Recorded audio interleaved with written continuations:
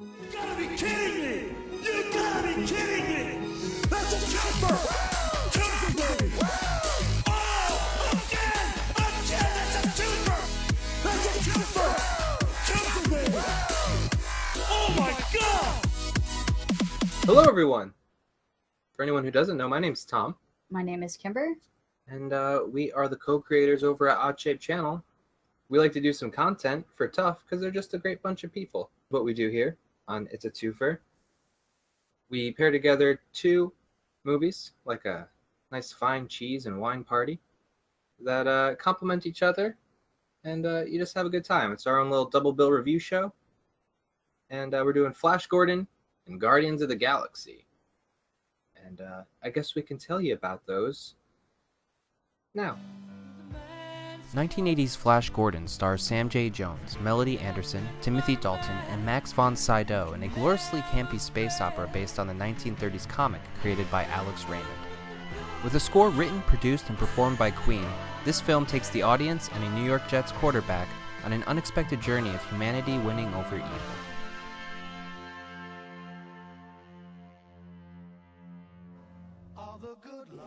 Marvel Cinematic Universe's Guardians of the Galaxy was directed by James Gunn and stars Chris Pratt, Bradley Cooper, Michael Rooker, and Zoe Saldana. Gunn takes a lesser-known comic series from 1969 and turns it into a fan favorite by merging Billboard hits, charismatic characters, and expanding the stage for future Marvel films. Guardians of the Galaxy is a toe-tapping joyride that will always leave you smiling.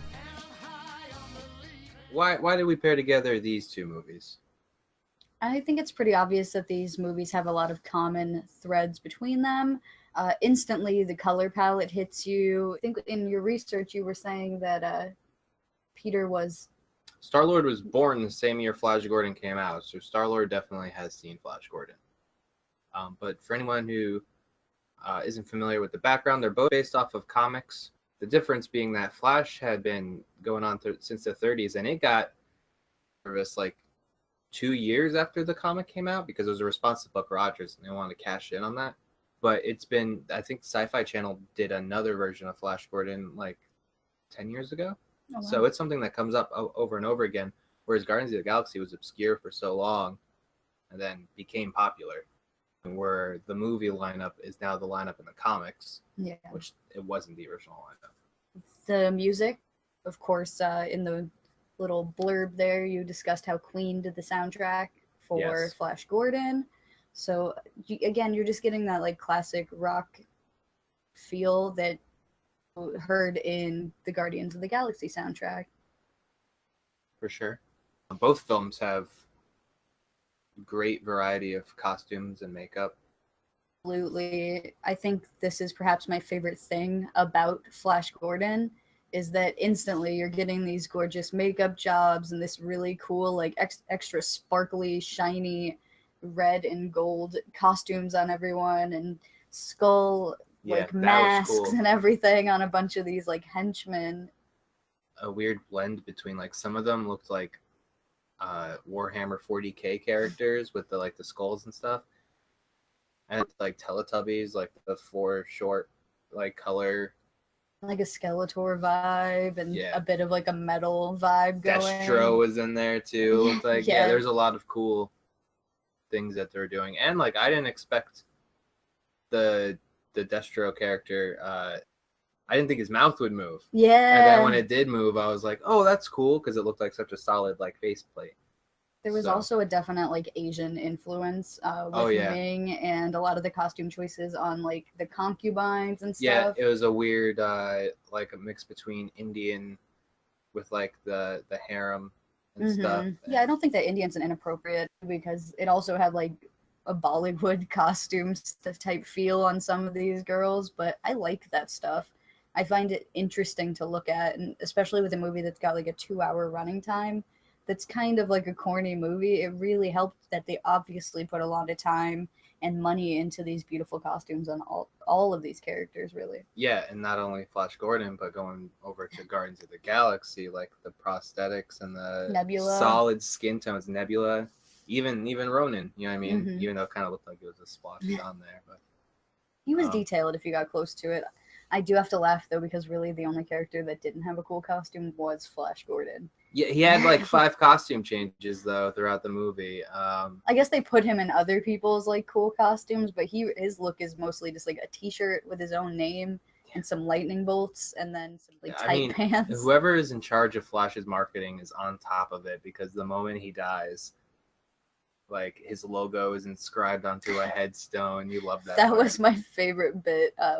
You just see like the henchman polishing Flash Gordon's headstone, and it's in his font and everything from his shirt. It cracked me up. It was a good bit. Starting off the movie, in both cases, we have both of our main characters, Chris Pratt's Peter Quill, who is a young boy, and you have Flash Gordon, who is a popular football player, which in the comic, he was a polo player at Yale. Jets is an upgrade from Yale. Trying to like make it hip for the times. I'm sure the Jets paid a bunch of money for them to like for that to be the team picked. Yeah. You know what I mean? Or they probably maybe had to pay the Jets some money. Either, yeah, I don't know. I also like that their backstories did come into play in both movies, with Flash having like that football scene. Yeah. And of course, Peter having his music and dancing with his dance off with Ronan at the end of the movie. But not only are they both start out on Earth, they're both like taken away against their will. When Peter is taken, there's a purpose. I mean, we know that Ego sent Yondu to get Peter. So Peter was taken for a reason. They're both kidnapped, but one of them is like a plan. Another one just kind of crashes their plane into the scene and then gets taken. But it was interesting. Zargle, Dr. Zargle. Zargle. He makes me want to use mouthwash after I say his name. Maybe because it rhymes with gargle. Another thing with both of these movies is the beautiful set design. They had some really big, gorgeous, interesting pieces to look at in the backgrounds of the movies that were equally as impressive as the costumes were. Yeah, it's interesting. For all the space scenes that you see, because it's like a backdrop, and what they're doing is they're just taking light and water and projecting it, and then putting splots of ink, so you have constantly moving colors. They use it for a lot of like music videos and performances. I'll get back to it later when we do our swap segment. You'll see. They both did such a good job on like the detail on even like the planets. I still like that, you know, seeing nowhere from a distance, and then seeing the Hawkman's city. Like I kind of got that same vibe in both movies. Our heroes are caught and taken prisoner. It's interesting because Flash gets to confront his like main adversary right away, and it takes a while for Peter to even know what's going on. Like that, he's just dealing with Nova Corp. Ronan and Thanos aren't even like in play at this point. But it is interesting that not only do they both get captured, but they both escape. Yeah. Lots of villains in both of these movies. Yes. What were you calling him? The sidekick? Destro? It's your Destro guy kind of reminds me of Ronan. Yeah. For sure. Even down to some of the costuming choices. The Merciless, we're going to have to compare to Thanos. Both of them have this kind of like megalomaniac, or you Earthlings don't know anything about the galaxy, like bigger than everyone, could destroy the planet at any whim type feel to them. Hand accessories. Hand accessories. They both have hand accessories. Like the golden gloves and stuff they were using to hold people down. That reminded me of like Yondu's arrow. It was just like this little ridiculous like energy. Like the gun projected a metal gauntlet onto your like around your throat, or like at one point you're like they have 4 of them. They're holding her down with them. Yeah. That's like an Infinity Gauntlet combo with the arrow. It's the Infinity Gauntlet gun. Gauntlet. Gauntlet. Another thing that both of these movies have are extra sexy male leads for the time. Seduction is a definite theme in both of these movies, with her name was Aura, I believe. Aurora, maybe? She's definitely trying to seduce Flash throughout this movie. She's trying to seduce everybody. She is. But you also have Star-Lord trying to seduce Gamora. And then you have Ming also trying to marry and seduce Dale, I think her name was. Slash date rape. The girl was passed out in the bed. I was very unsettled. Yeah, I did not like that. and- I'm like, oh, bad guy. Well, I guess this is as good a time as any to mention that there's some very un-PC things. Quasi, like, yellow face with Ming the Merciless. There's tons of, like, little people actors dressed up in, like, Yeah. silly You even costumes. noticed- Yeah, I think I saw Deep Roy in that in the crowd there playing one of those doesn't characters. surprise me at all. I was like, is that Deep Roy? He pops up everywhere. Yeah.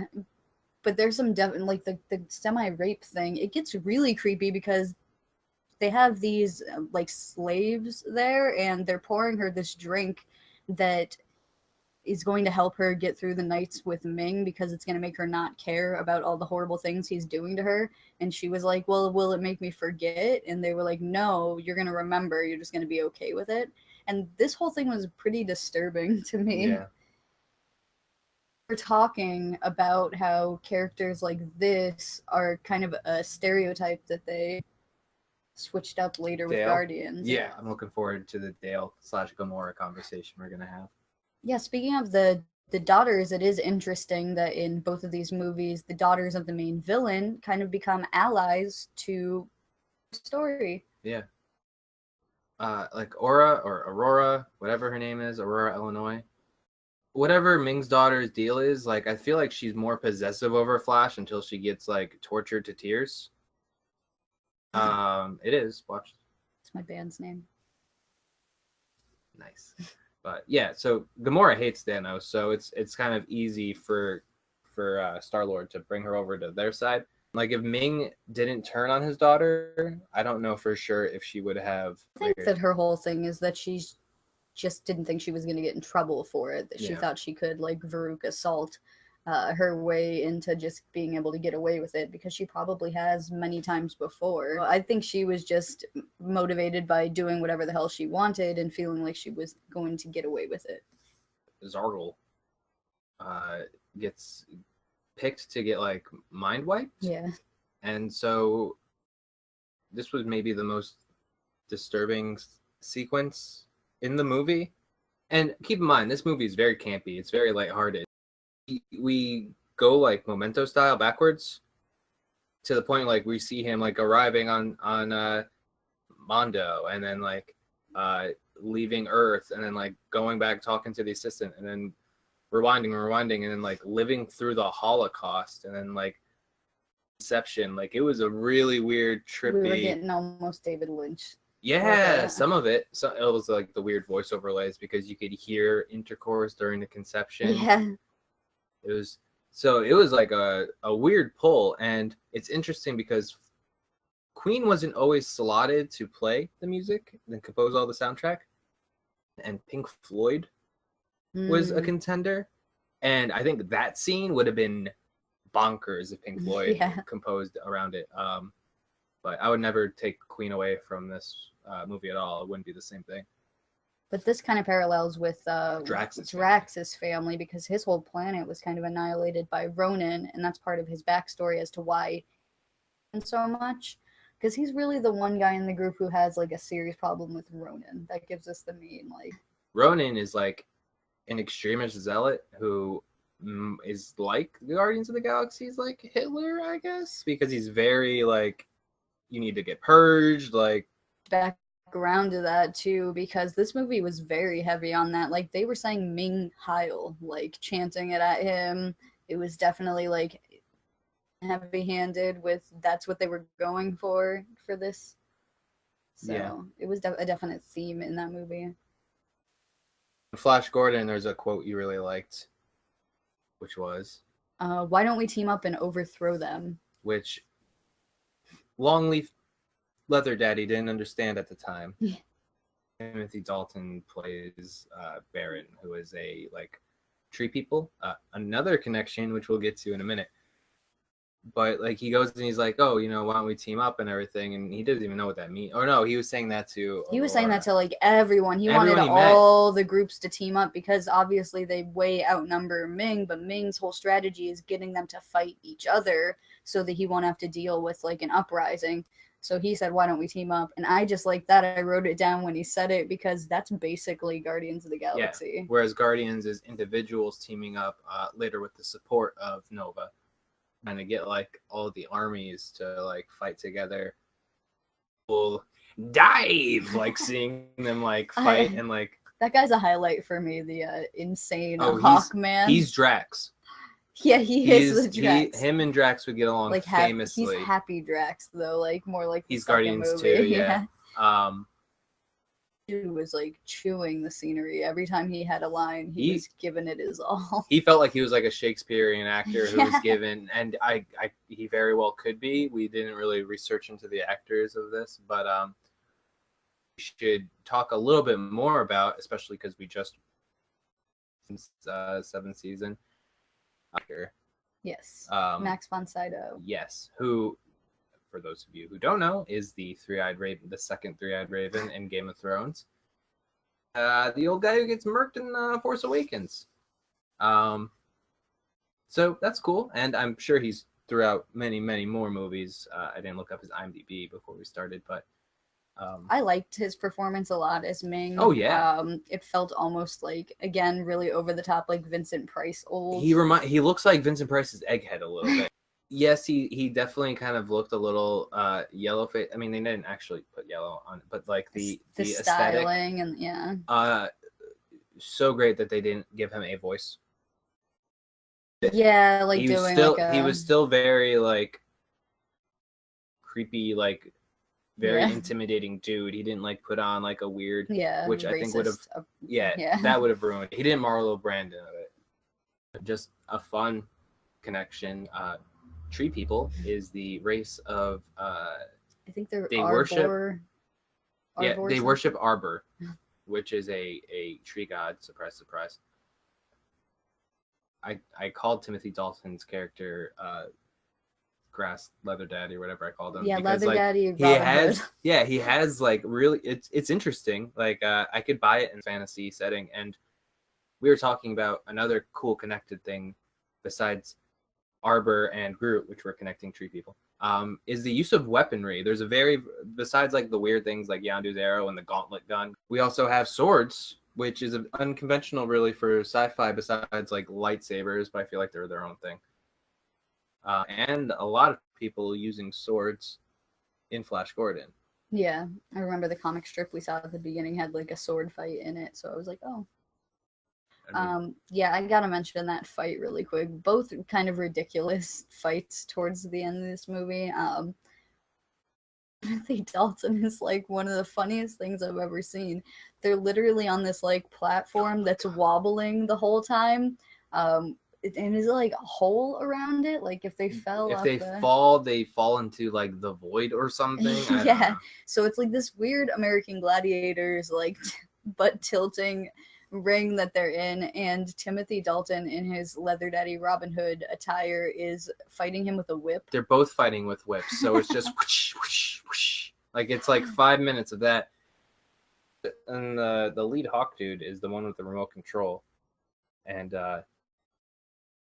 there's spikes that come out, and at a certain point you watch the spikes go back down, all except one, because obviously like it just didn't work. But I like that scene. It was still like the tension was still there, and like none of the other characters bled red. The one blue and green, Ming bled green. That kind of like separates them, and while it's a little xenophobic, you're never like, oh, you know, they're never killing humans, it's okay. You know what I mean? Because like effective, because it's showing off the main protagonist's humanity. Yeah. Despite just killing dudes. Two more things for sure. Huge thing in both of these is that they are fun to watch the entire time. And at the end, both of our main characters take a chance to sacrifice themselves to save one of their friends. That's a theme that's strong in both movies. They sacrifice one life to save like 1,000. And that's with, you know, when the Guardians of the Galaxy, when the 5 of them team up at the end, and even to the point where they're holding the Infinity Stone and they're about, like, their lives are on the line. They know it. Yeah. Xanadu, whatever his name is, Zargle. He says it right in the beginning because he had the gun and everything. But even more specifically, you get Flash trying to sacrifice himself to save Dale, and then you get Peter trying to sacrifice himself by giving his mask to Gamora. They do both have rockets. And they were both pilots, which we forgot to mention. Oh yeah, that's true. Flash is really good. He knows how to fly something in like 5 seconds. For the contrasting points, I feel like this movie had a lot more in common with it. Yeah. One thing was the score for Flash was written for Flash.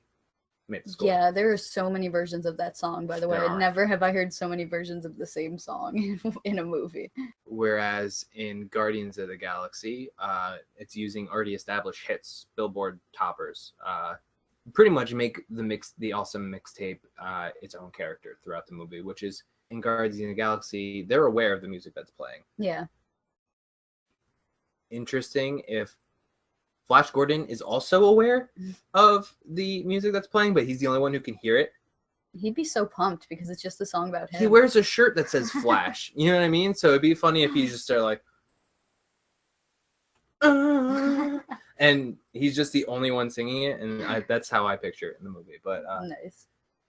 And another contrasting point that we were getting to before with Dale and Gamora. Yeah, so Dale seems like a nice girl and stuff, but she is basically the stereotypical character. Flash does pretty much everything for her. She kind of reminds me of like the random Indiana Jones scenes with women, how women are treated in that world. Not that I don't love them, but Gamora is the direct opposite of something like that. I almost feel like she's an answer to something like that. They're trying to take the stereotype of the damsel in distress and invert it and give you something like her, where she's far more likely to save somebody else or kick someone's ass than be needing help in any situation. She's very capable, and as much as Dale had a lot to do with the storyline, it was usually her in trouble or getting almost raped and stuff throughout the story. When Drax confronts Gamora at first in the prison, and Peter shows up, he doesn't like beat up Drax because Gamora probably is perfectly capable of tearing him apart. The fight just never escalates that far. But he goes in and he like tries to de-escalate the situation, which I think speaks. I feel like if Flash was there, he would have like thrown a football at him and then expected something to happen. Yeah, even Nebula, and another female character that they have, tough and capable herself. So now we're going to do a little thing that we like to call a director swap, where we fathom if it's a good idea. Here's took on the different projects. And stuff might be visually cool, like some of the different costumes we may have gotten in Guardians of the Galaxy from Flash Gordon's like creative team and stuff like that. I wouldn't want to take Queen away from Flash, and I wouldn't want to take James Gunn away from Guardians of the Galaxy. They're great movies, and I think they were handled perfectly. I think Gunn would do a better job doing Flash Gordon than the other way around, because he had a really uphill battle with his source material and, again, being really obscure characters. And he did an excellent job with it, so I definitely wouldn't want to switch that movie. I don't think it would be better. But James Gunn, I think that could be really cool. I think he's the right type of director to, again, deal with this material. To talk about Marvel as a whole, we know for Thor Ragnarok, Taika Waititi said that a direct influence. Yeah. That could be interesting as well, that we kind of get that dynamic in this universe. So yeah, he said he would want Freddie Mercury to do the soundtrack if he was still around, which I would have loved to see. I did favor the Highlander soundtrack over this one a little bit. It was a little more diverse. There was many memorable songs on Highlander. Well, I mean, you have to give credit to Queen, because not only did they do some songs, but they also did the scoring, which even the wedding song, hearing Brian May play Here Comes the Bride, is awesome. Pretty much Flash, and then just cut up and dispersed throughout the movie, whereas... I do think they did the score for Highlander as well, though. Oh, cool. Yeah. I did, there was a Who Wants to Live Forever line drop in Flash Gordon, and I believe this movie predates Highlander, so that was the song is a direct... Yeah. Are you sure? Yeah, no, it's online. That's funny. Yeah, I loved that. When I heard it, I was like... Yeah. Ah. And, I mean, again, the lead Hawkman, who is so cool that I can't remember his name, definitely stole the show in that, which, again, Drax kind of did more so in Guardians of the Galaxy 2, but I still feel like they're like kindred spirits. I would want to see them in a bar. So we went to Twitter and we asked our OS peeps what movie would they pair with either Flash Gordon or Guardians of the Galaxy. Responses. Yeah, there was a couple I was a big fan of. Yeah, for sure. Right off the bat, Jeff Holt at J Master Poet. He said Flash Gordon and Zardoz, which I probably didn't even pronounce that correctly, but that's that weird Sean Connery Speedo movie with the giant heads parodied on Rick and Morty. Sean Connery, also in Highlander. There you go. Kim Hanley. She said Flash Gordon and Mom and Dad Save the World. Throwback. I haven't seen that probably since I was a kid, but that's how I felt about Flash Gordon too. So that's definitely one I should revisit. Good choice. Al at Veer and Ja Deja Vu, he said Flash Gordon and Big Trouble in Little China, which good choice. You even get that Kurt Russell parallel where I know he's in Guardians of the Galaxy too, but still, you get that parallel with having him in Big Trouble. Ashley, our good friend Ashley Davis, who hopefully is staying dry down in Texas. Guardians and Shaun of the Dead. Music cues. And back on the Edgar Wright train, we have Dan Nye at Oh Hi Dan Nye. Guardians and Scott Pilgrim. I like it. I would almost say Guardians of the Galaxy 2 and Scott Pilgrim because there's more video game references. Like you have Pac-Man and then you have like the arcade style. Just I'll watch all four and do like a TV foreplay is what I would call it. Oh God, there's your shout out, Matt and Steven. If you don't know what we're talking about, TV Three-Way over at AM. Yes. They are some great guys. Bill Pollahan, he says Flash Gordon and Ted. Which, if you haven't watched Ted, Jones, not only as himself, but like himself thinking he's Flash Gordon. Like even to the point where like he thinks Ming the Merciless is there at a party and gets upset and like puts holes in a wall. Yeah, see, I haven't seen this movie, so this is the first I'm hearing about that. But that's the best part of the whole. Like Ted's all right. Part is the Flash stuff. I think in Ted 2 also there's more Flash callbacks. So I didn't watch Ted 2. Flashbacks. Good buddy Austin Singleton at HWeird1. He said Guardians and Footloose, and I love it. Yeah, I think Ronan might be from that town in Footloose. He's the dad. But that's all we got on Twitter. You can always tweet us your suggestions for a double bill. Pick two movies, and we'll think about it. Kim Hanley put in one. I think I'm going to do a whole other segment once I have a bunch of them, and we can talk about them. Sure. Hashtag TUFFTWOFER. And you can always talk to me at OddShapePanel. At Kimberbatch_OSP. Be sure to check out oddshapechannel.com for all of our content, as well as our YouTube channel, which we'll have a link to in the description. All the other tough content, we have the Fan Friction champ right here. So she'll be defending the belt later in the season. Make sure you don't miss that. We just had a great first episode this week. You can check that out. I'll put a link to that also in the description. BFF that are recording live on Sundays now. Yeah, and my buddy Brian over at the DVD Bunker. Yeah, once he finds Matt, they're gonna put up another DVD bunker. If for anyone in Philadelphia, if you see Matt, let us know. I don't know if he's in the Philadelphia region, but I'm just honing in on that city alone. Do your part. That's it from us. This is our first episode dropping on TUFF. We have another episode with a very special guest, Morgan Robinson from the Purple Dawn. Our future officiant, actually. Yes, I don't know if we've made a public announcement, but this is it. He will be the one who has the final say whether or not we get married. Be nice to him because we already started buying stuff, and it should happen. Other than that, thank you so much for tuning in. We hope you enjoyed it. Let us know in the comments. And do all the subscription and notification and all that good stuff. Support TUFF. This is TUFF.